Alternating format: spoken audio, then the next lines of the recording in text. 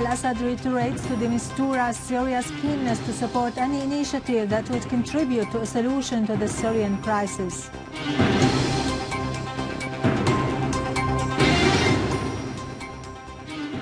Units of the Syrian Arab Army take control of Deir al-Adas in Daraa northern countryside as well as other towns in Damascus southern countryside.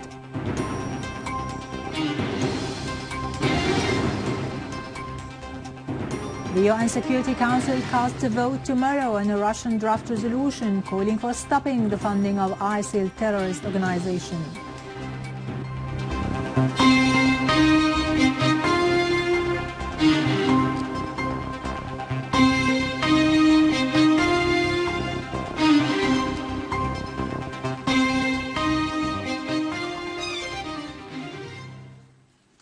Good afternoon, ladies and gentlemen. This is Irado Krikorian with the news in English.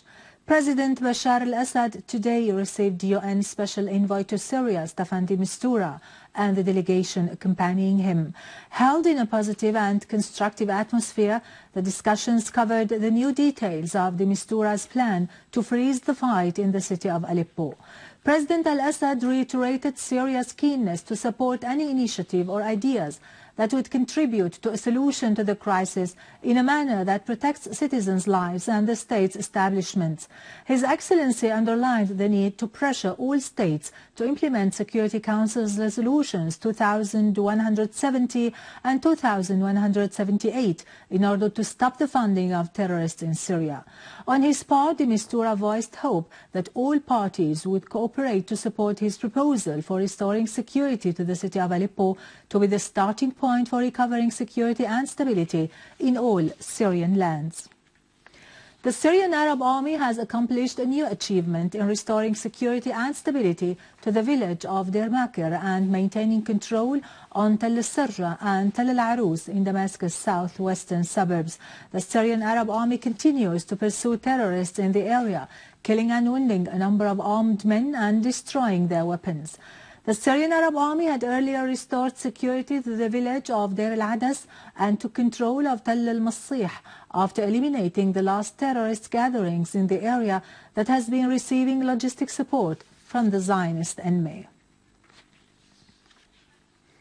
In Idlib countryside, several terrorists have been killed or wounded in Ma'arat Masrin, Binnish, Abu Duhur, Ain al-Soda and the surroundings of Jabal al-Arba'in.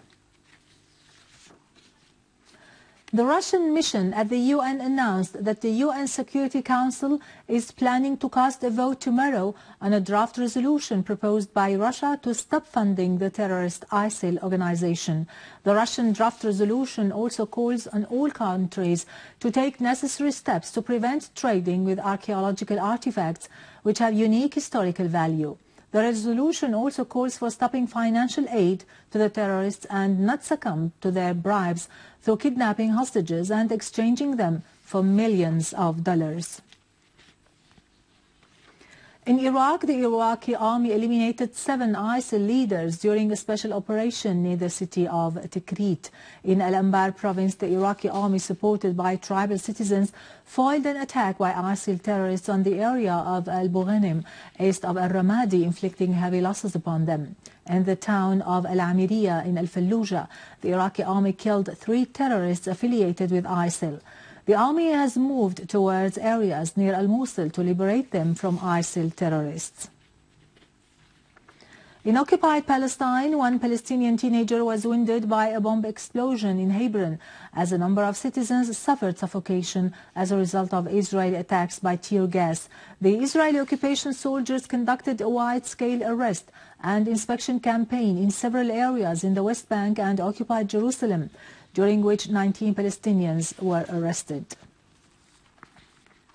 Finally, millions of Iranians took to the streets in marches staged in Tehran and more than 1,000 other cities and 5,000 towns and villages celebrating the 36th anniversary of the victory of the Islamic Revolution, which coincides today with the participation of Iranian President Hassan Rouhani. President Rouhani affirmed that the Iranian people have not achieved independence easily and will strongly defend this independence during the nuclear negotiations with the West. He underlined the ability to lead Iran towards further development, progress and prosperity despite the embargo problems imposed by the world forces of hegemony. Photos of the late Imam al-Khomeini, founder of the Islamic Republic of Iran, and of the leader of the Islamic Revolution, Ali Khamenei, and Iran's martyrs were raised during the marches, as well as placards asserting the revolution's values and denouncing the American policy and Israel. With this, we conclude our news for today. Thank you for watching. For more details about Syria and the region and to view this bulletin again, you can always visit our website in English, syriaonline.sy.